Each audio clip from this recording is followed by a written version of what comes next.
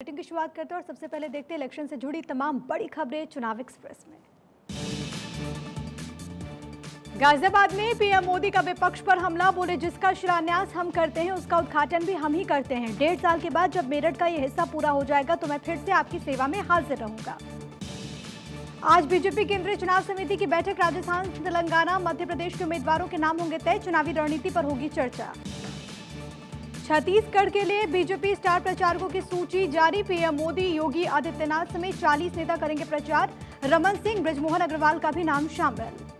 MP चुनाव के लिए कांग्रेस ने जारी की उम्मीदवारों की दूसरी सूची, 3 सीटों पर प्रत्याशी बदले गए, 88 नामों की घोषणा, 1 सीट पर उम्मीदवार के नाम की घोषणा बाकी। दतिया से राजेंद्र भारत होंगे उम्मीदवार, कांग्रेस ने पूर्व घोषित नायक की टिकट काटी, पूर्व स्पीकर एनपी प्रजापति को भी दिया टिकट। कांग्रेस ने उज्जैन में खेला यादव कार्ड, उज्जैन दक्षिण से चेतन प्रेम नारायण यादव को कांग्रेस ने बनाया प्रत्याशी, बीजेपी से पूर्व मंत्री डॉक्टर मोहन यादव हैं कैंडिडेट।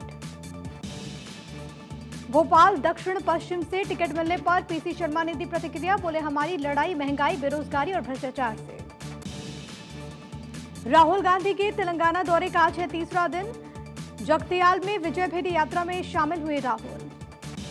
तेलंगाना विधानसभा चुनाव के लिए कांग्रेस जोरों शोरों से जुटी, आज आदमूर में जनसभा को संबोधित करेंगे राहुल। कांग्रेस महासचिव प्रियंका गांधी का राजस्थान दौरा, दौसा के सिकराय पहुंची प्रियंका, ईआरसीपी यात्रा के समापन समारोह में हुई शामिल। कांकेर में कांग्रेस पर बरसे अर्जुन मुंडा, बोले 5 सालों में कांग्रेस ने छत्तीसगढ़ की दुर्गति की, छत्तीसगढ़ की जनता कांग्रेस से है नाराज।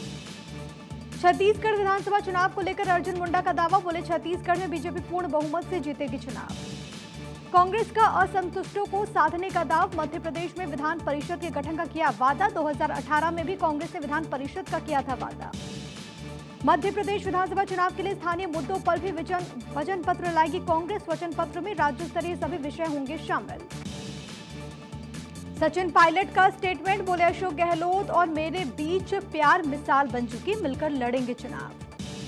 दिल्ली में हुई तेलंगाना बीजेपी कोर ग्रुप की बैठक, बीजेपी अध्यक्ष जेपी नड्डा की अध्यक्षता में हुई मीटिंग, प्रत्याशियों के नामों पर हुआ मंथन।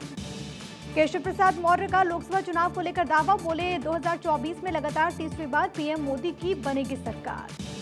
छत्तीसगढ़ के दौरे पर केंद्रीय मंत्री अनुराग ठाकुर कुछ ही देर में बीजेपी प्रत्याशी महेश गागड़ा के पक्ष में करेंगे सभा।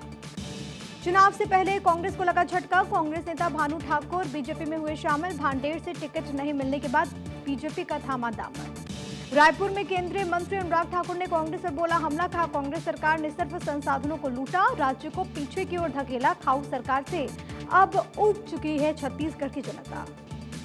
अखिलेश यादव ने लगाया कांग्रेस पर विश्वासघात का आरोप, कहा एमपी में कांग्रेस सीट नहीं देना चाहती थी तो पहले कहना था। सीएम शिवराज का आईएनडीआईए अलायंस पर तंज, बोले अब पार्टी में अंदरूनी कलह शुरू हो गई, आईएनडीआईए गठबंधन का कोई भविष्य नहीं।